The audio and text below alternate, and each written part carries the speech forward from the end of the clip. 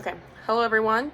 I've tried to figure out how to get, my face on this and like put it in another Zoom. I even tried Zoom, but if I don't go live to anyone, it doesn't work. So I'm just going to tell you which slide I'm on while doing this. So my first slide is the introduction slide, which is Psychology of Domestic Violence, and it says by me.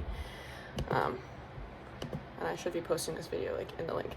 So the abstract of it is the psychology of intimate partner violence. So intimate partner violence is kind of different than domestic violence in the sense of it's just between intimate partners, instead of domestic violence could be any like relationship between like friends or roommates or, between kids or family members. But intimate partner violence is only between, person in the relationship with someone. So the people, like what I like to talk about in my paper is the people who are most likely to fall victim and the most people and why people are so prone to be abusers and why that is. And it's kind of just from modeling behaviors from childhood experiences. And then we also look at the mental effects that intimate partner violence has on a person. So just through their like self-esteem and their self-worth and the control that the abusers have over the victims by using, by ruining their self-esteem and self-worth. And then, it goes to even worse things such as brain damage, because when intimate partner violence turns into actual physical violence, it's obviously very bad on the brain and people get concussions, and then they don't actually go seek the treatment that they need to seek because one, it just goes unreported and they can't go because their abuser won't let them go get medical help, or two, they don't even know something's wrong with them. And long-term, brain damage can have a bad effect on someone. And then the last thing that I'm gonna wrap everything up with is like how we should, how first responders should perceive people that are a part of intimate partner violence. So when they get out of those situations, how to properly deal with them, because a lot of these people have like brain damage and their mental state is not where it needs to be. So onto the third slide, which is the introductions. So everyone deserves to be treated fairly in the relationship that they're in. And we know that intimate partner violence is a issue that is worldwide and has been an issue for so long. And fun fact, 1 in every 4 women in their lifetime will actually experience domestic violence, and then 1 in every man in the US, this was in the US, yes, will experience intimate partner violence. So I just like to touch on in this paper too about how intimate partner violence goes both ways. And there's so many different types of relationships, such as, as like people who are gay and lesbian and the LGBTQ community, like, you could have 2 dudes and, one's the abuser and one's not. And this is like excuse that verbiage, but the overall view of it is this can happen between anyone who's in a relationship. And then, in the introduction, I talk about the problems that first responders have when they come on the scene, because a lot of the first responders are police officers and they're not trained in dealing with mental health in the degree that this actually needs to be dealt with, because intimate partner violence can be, a post-traumatic stress situation, because, that's very stressful to handle. Okay, on to the first slide, which is childhood exposure to intimate partner violence. So this is just where, children, when people are children and they're exposed to this, so, as a kid, it also kind of like plays on like the sex role too. So like as a girl, if you're a girl and you are a victim of intimate partner violence, there might be a good chance that you were exposed to it as a kid. So seeing that as a child, as someone who is a victim, to see like their mother or their father get abused over and over and over again, it becomes like a model herd behavior, and they see that, okay, it's obviously okay for my mom to get shoved around and get yelled at and all this stuff. So they're more prone to, when they become older, to actually fall into that and be more accepting of it.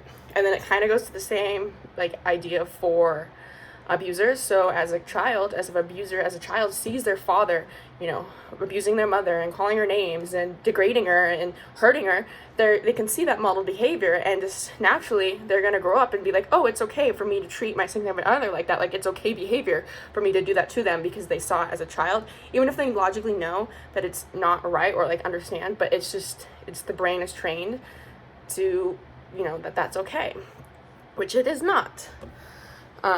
So that's pretty much that's the fourth slide. I'm on the fourth slide. So then I'm going to the fifth one.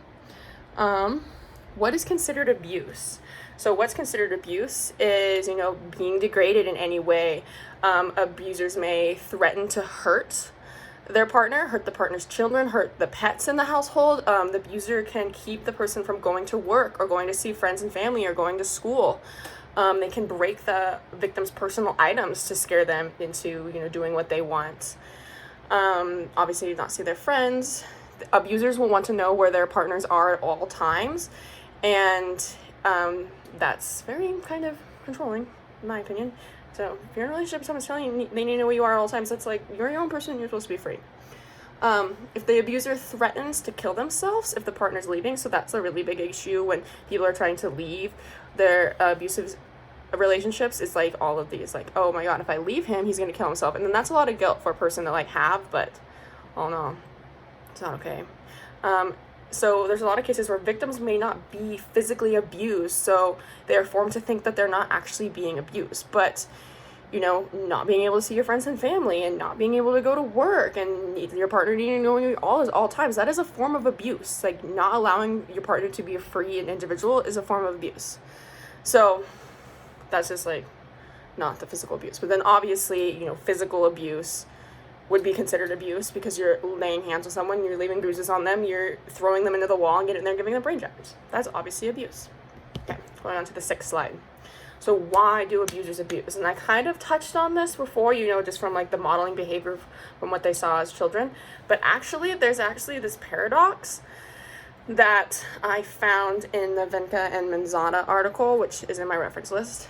And I thought it was the most interesting thing. It's because, so the question is, from the article is, can intimate partner violence be read through moral psychology? And the study done on men who abuse women show results are based on abusers that are male. So this is all on abusers that are male. The study is done. So men who use intimate partner violence on their partners may be affected by moral paradoxes. Basically having a mindset like peace by war. So in their mindset, for them to receive peace, for them to harm their partner, and force them to do what they want, that's going to create peace in the situation. So, but that's not even logical, but it's just that their own belief is so there that that's going to get peace. It's harder to actually get them to understand the real morals. So I wanted to So by peace by war is relaxing their true overall morals in their behavior. Having such loose moral values can lead to abusers not feeling the guilt behind abusing their partner if the result is falling in their belief of scaredness.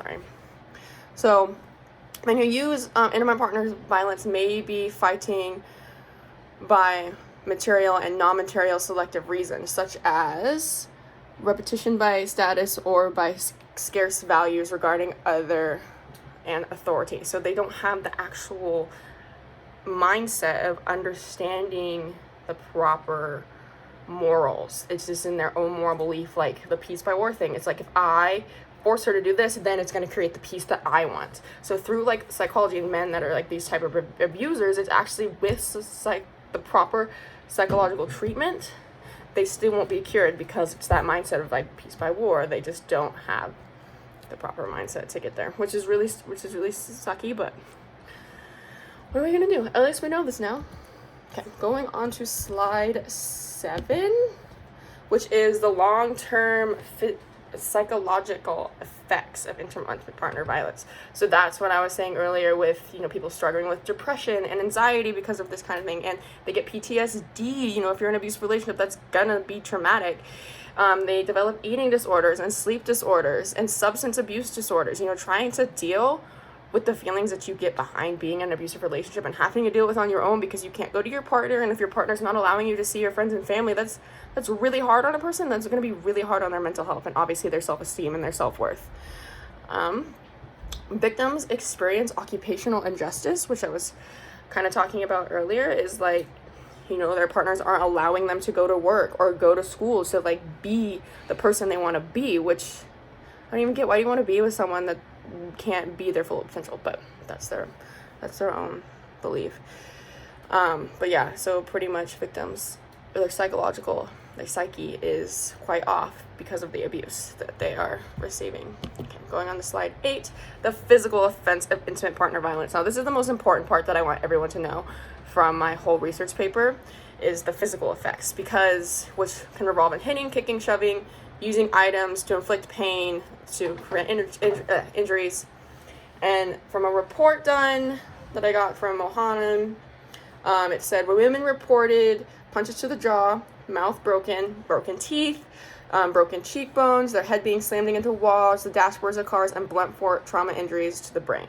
So what happens when the brain receives like that kind of trauma? So if someone gets their head slammed into a wall, what that's going to do to the brain is going to like have the brain swell. The brain's going to start swelling because of the impact. And what happens is when the brain swells, it has nowhere to go. So what it's going to do is going to start pushing down into the spine, like back of the spine, and the top of your little spine right here is really pokey. So that part of your brain that's getting pushed into the back of your spine is getting damaged. And from that damage, after the swelling, like that part of the brain is either dead, like it dies, or it just has so much damage that it's ruined. So that's why it's so important for first responders when they come into situations to be aware that like these kind of things happen. And with that like brain damage, when the brain swells and goes back down, these victims are not getting the help they need always because they're going unreported. So how many times has a victim gone through this, the brain swelling, getting hurt, and then going back down like that?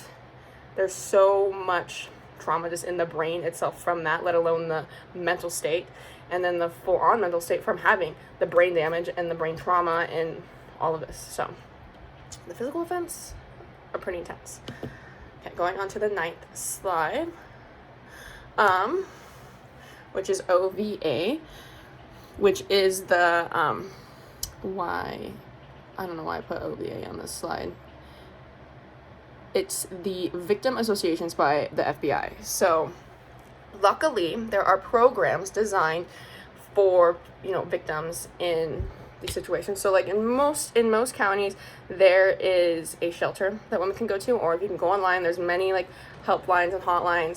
So the one I have on my report is the one done by the FBI, which is the Office for Victim Assistance. That's what it is, the Office of Victim Assistance, which is offered by the FBI, where they have victim specialists. So the victim specialists are the ones who go and respond to the crime scenes where the victims are still at. Ideally, if you can get a victim specialist on the scene for any intimate partner violence case, that's going to do you the best, because they're going to actually know how to like interact with the victims and understand that they probably, they could have brain damage that have been there for a long time, or like just even their mental state. If their mental state's not where, the victim assistants are the ones to call. And there's one really great program that the FBI has.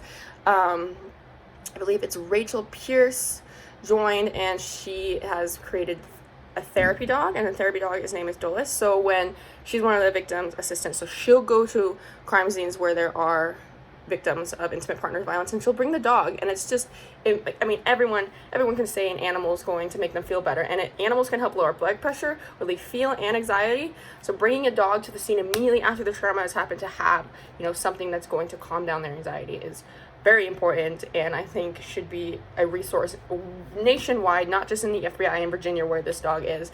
So creating programs like this to help victims immediately at the scene to make them feel comfortable, that's the most important part. That's the most important part of the first responders, is making sure the victim feels safe and comfortable in the setting, because they're getting pulled out of something traumatic, obviously.